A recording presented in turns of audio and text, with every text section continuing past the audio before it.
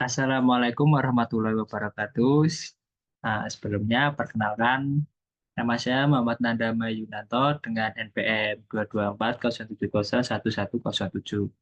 Ya, di sini saya akan menyampaikan video tentang tugas PJPL, yaitu pencernaan dan penyerapan nutrisi, protein, karbohidrat, lemak, vitamin D, dan vitamin B12. Untuk pokok pembahasannya sendiri yaitu ada 5 tentunya, yaitu protein, karbohidrat, lemak, vitamin D, dan yang terakhir itu ada vitamin B12. Yang pertama itu ada protein. Protein ini merupakan makromolekul yang terdiri dari rantai asam amino. Untuk jenis protein sendiri itu dapat ditemukan oleh dua jenis, yaitu protein hewani dan protein nabati. Protein hewani ini dapat ditemukan pada sumber-sumber hewani seperti daging, telur, dan produk susu. Sedangkan untuk protein nabati ini dapat ditemukan dalam kacang-kacangan, biji-bijian, dan sayuran. Protein ini memiliki peran penting dalam menjaga kesehatan tubuh, termasuk dalam pembentukan jaringan, enzim, dan hormon. Serta protein ini berfungsi penting untuk mendukung kesehatan secara keseluruhan. Protein ini memiliki tingkat struktur yang kompleks, mulai dari primer, sekunder, tersier, dan kuartener. Struktur-struktur ini sangat berbeda dan dipengaruhi oleh urutan-urutan asam amino yang terdapat dalam protein. Protein ini mengandung asam amino yang pada dasarnya protein ini memiliki ujung amino yang ditemukannya, yaitu ada residu N termasuk gugus amino terminal dan residu C terminal itu termasuk ujung karbosil terminal. Dapat dilihat dari gambar ini yang residu N ini termasuk pada amino terminal. Untuk arah-arah peptida ini termasuk pada asam amino, dan untuk residu C ini termasuk pada karbosil terminal. Sebelumnya kita balik lagi ke slide sebelumnya. Untuk proses penyerapan protein sendiri itu tentunya dimulai dari mulut. Protein ini tentunya akan dicerna secara mekanik pada mulut dengan bantuan enzim saliva yang kemudian akan masuk ke dalam lambung. Pada lambung sendiri terdapat dua sel, yaitu chief cell dan partial cell. Sel-sel tersebut masing-masing menghasilkan pepsinogen dan HCl. Pepsinogen ini digunakan untuk mengaktifkan enzim pepsin dengan bantuan dari HCl. Secara tidak langsung, HCl ini berperan penting dalam membantu mengaktifkan enzim pepsin. Pepsin digunakan untuk menghidrolisis protein menjadi yang lebih sederhana, yaitu polipeptida besar, yang kemudian akan masuk ke duodenum. Pada duodenum ini terjadi penyerapan dan pencernaan protein. Selanjutnya, protein akan masuk ke pankreas.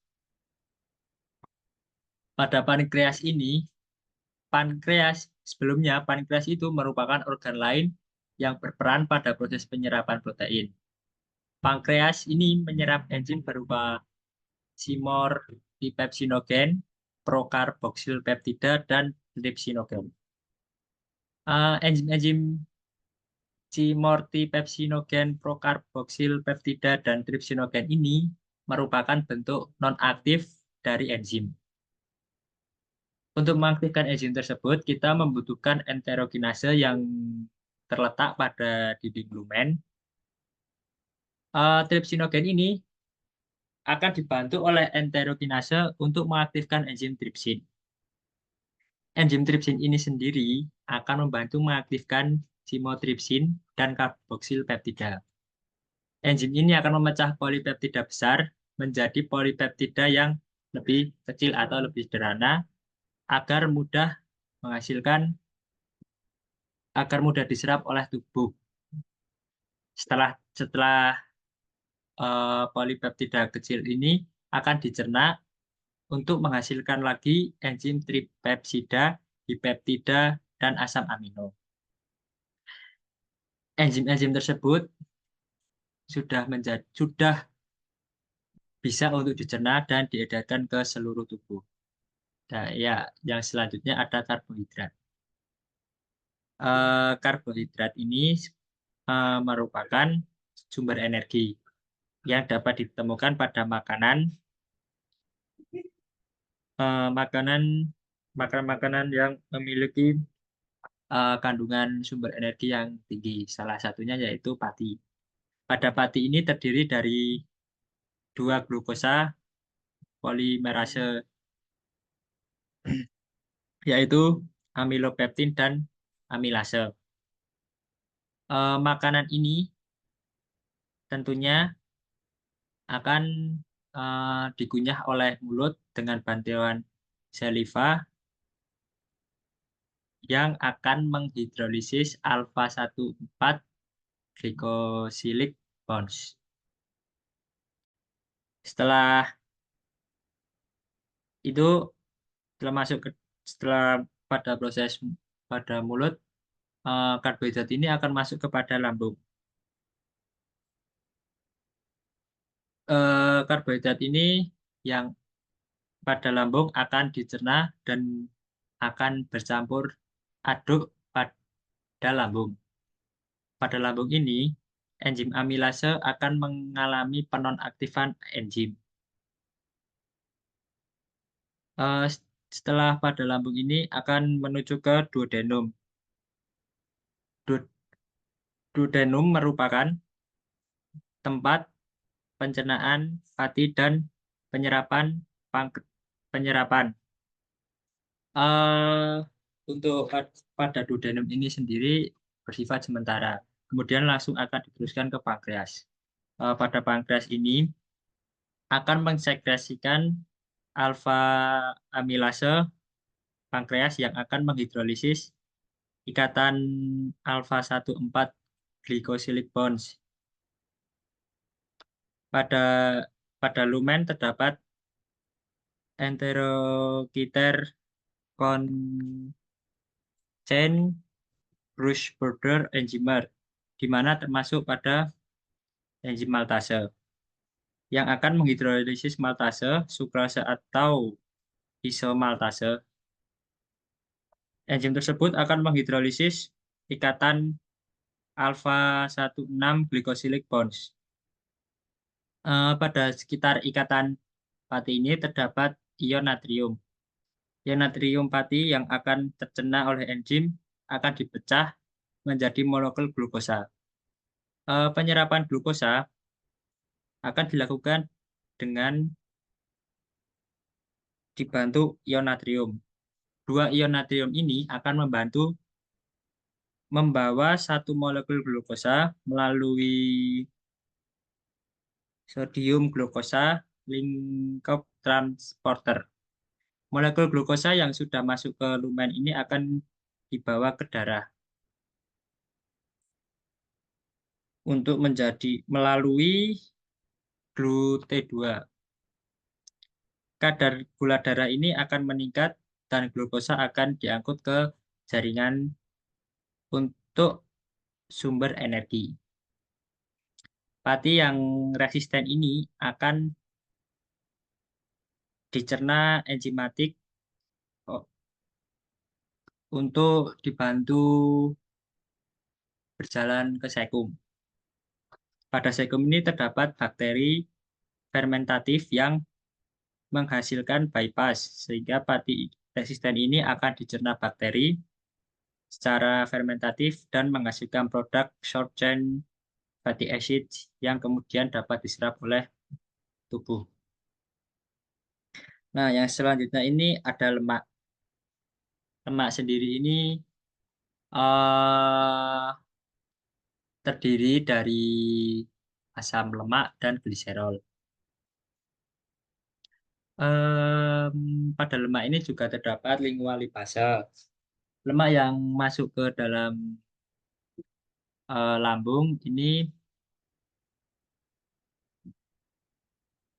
lemak yang masuk dalam lambung ini kemudian akan dibantu lipase lambung. Sel- Selain itu, untuk menstimula eh, pada lambung ini akan menstimulasi usus untuk mensekresikan hormon CCK dan sekretin. Hormon CCK, hormon CCK itu berfungsi untuk menstimulasi pankreas dan mensekresi enzim dan menstimulasi empedu produksi dan sekresi. Sedangkan sekretin ini untuk menstimulasi pankreas dan produksi bikarbonat untuk menaikkan pH. Untuk kenaikan pH sendiri ini sekitar 6 pH. Setelah pada pada lambung ini, setelah pada lambung ini akan dicampur aduk eh, oleh cairan pada lambung dan kemudian akan menuju ke duodenum. Untuk partikel yang kecil ini kemudian akan dipecah oleh lipase. Setelah itu, pada pemecahan yang dilakukan oleh lipase itu akan menghasilkan misel. Misel sendiri ini terdiri dari garam empedu, asam empedu, monogliserol, dan kolesterol. Misel ini akan memiliki dua jalan. Yang pertama ini, jalan pertama akan diserap di jejunum dan yang kedua ini garam empedu ini akan ke ileum. Eh, Dua komponen ini akan bertemu untuk menuju ke hati dengan melalui sirkulasi portal ke dalam hati, yang kemudian pada hati ini akan diedarkan pada seluruh tubuh.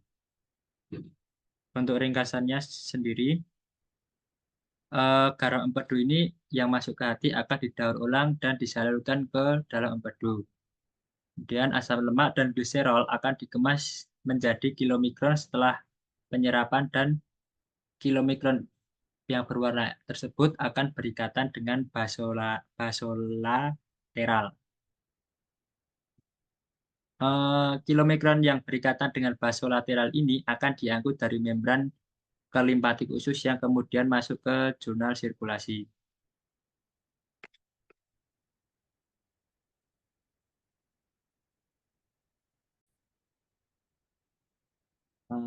Untuk pembahasan keempat yaitu ada vitamin D. Pada pengabsorpsian vitamin D ini, yang pertama itu ada vitamin D tentunya berasal dari makanan, dapat berasal dari makanan maupun dari sekresi kulit. Vitamin D yang dihasilkan akan membentuk bentuk inaktif yang biasa disebut kolekalsiferol. Kolekalsiferol ini harus dalam bentuk yang aktif agar dapat menuju ke hati dan mengganti bentuk menjadi kalsifediol. Kalsifediol ini kemudian akan menuju ke ginjal untuk diubah menjadi vitamin D aktif yang berbentuk kalsitriol. Kalsitriol sendiri memiliki fungsi sebagai tempat penyerapan kalsium. Bagaimana kalsium agar bisa masuk ke sel? Nah, kalsium yang agar bisa masuk ke sel ini tentunya akan dibantu oleh transport kalium yang di mana transport kalium ini akan aktif ataupun meningkat apabila kalsitriol ini masuk ke dalam nukleus dan masuk ke dalam program nukleus. Transport kalium ini yang meningkat akan berikatan dengan kalbidin. Kalbidin yang meningkat akan meningkat pada prokalium akan memompa prokalium ke dalam darah.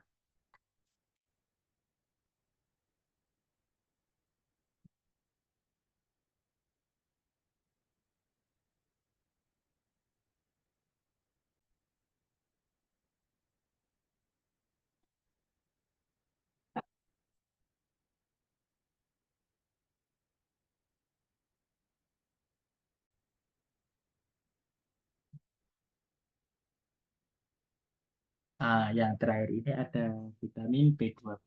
Untuk proses penyerapannya sendiri itu yang pertama tentunya dilakukan secara mekanik pada mulut bersama dengan haptokontin atau transkobalamin 1.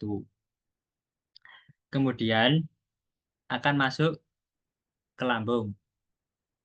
Makanan tersebut yang mengandung vitamin B12 ini akan dicerna oleh enzim pepsin, yang dimana pepsin ini harus dalam bentuk keadaan aktif. Agar aktif ini, pepsinogen dapat dibantu oleh HCl yang diproduksi oleh partial cell. Partial cell ini akan mensintesis HCl dan faktor intrinsik. Kemudian vitamin B12 yang sudah tercerna ini akan berikatan dengan transkobalamin 1 yang akan membentuk vitamin B12 kompleks. Setelah terbentuk vitamin B12 kompleks, akan memasuki ke duodenum. Vitamin B12 kompleks ini akan dicerna oleh enzim protease yang disekresikan oleh pankreas, di mana enzim protease ini akan memisahkan B12 kompleks dengan transkobalamin 1. Sedangkan faktor intrinsik ini akan berikatan dengan B12 yang kemudian akan menuju ke ileum. Pada ileum sendiri, ikatan faktor intrinsik ini akan berikatan dengan vitamin B12 kompleks yang kemudian akan menuju ke reseptor faktor intrinsik. Kemudian, ikatan tersebut akan masuk ke usus. Pada usus terdapat sel usus vitamin B12 akan lepas dengan faktor intrinsik. Vitamin B12 ini kemudian akan berikatan dengan protein plasma atau yang biasa disebut dengan transkobalamin 2. Transkobalamin 2 ini akan mengikat sekitar 20% dari vitamin B12. Transkobalamin ini juga akan bertanggung jawab untuk mengedarkan vitamin B12 ke jaringan seluruh tubuh. Sekian presentasi dari saya, kurang lebihnya mohon maaf.